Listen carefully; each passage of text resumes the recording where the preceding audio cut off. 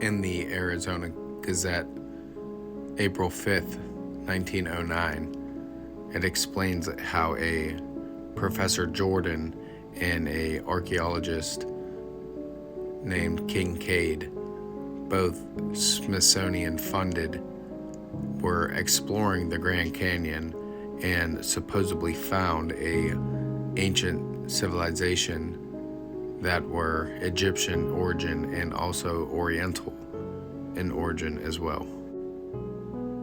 Kincaid would also mention that there were multiple entrances to this cave, but the one he used was off a cliffside that you had to climb or descend down to.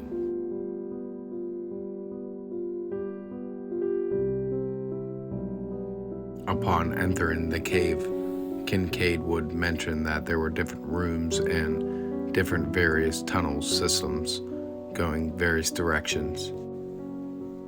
Kincaid would mention giant mummified bodies, Oriental and Egyptian in nature. He also mentions rooms full of mummified Egyptian, Oriental bodies. The article would also mention Kincaid explaining how he found a Oriental man in a lotus position with Egyptian hieroglyphs around him, showing that it was a mixed culture. I'll just take a step back and realizing the sheer size of the Grand Canyon and knowing that, there could be a actual civilization hidden from us in the Grand Canyon, ancient, of course, but if you look throughout the Grand Canyon, there are shapes that kind of resemble pyramids and different types of structures.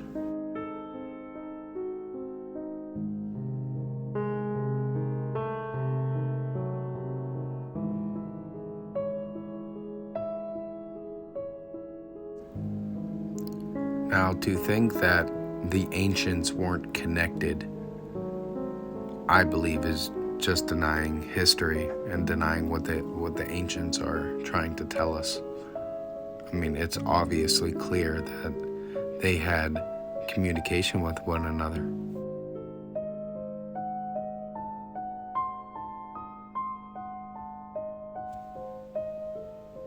Once you come to realize what the history books are teaching us is a lie, you will see that there was a concerted effort throughout history to hide the fact that the ancients were connected.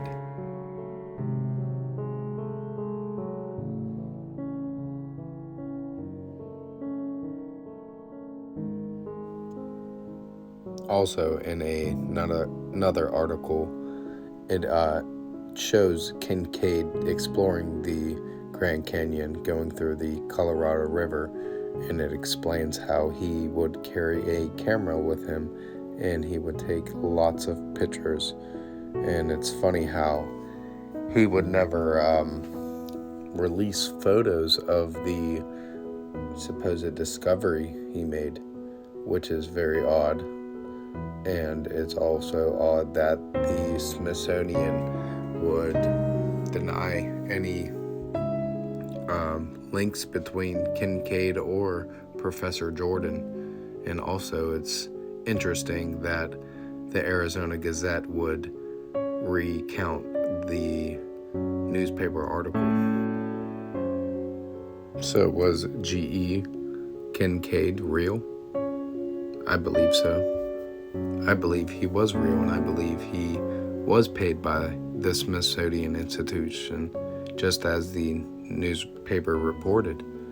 And I believe he found something and tried to go public without their knowledge, and eventually shutting him down, pretty much erasing him from history.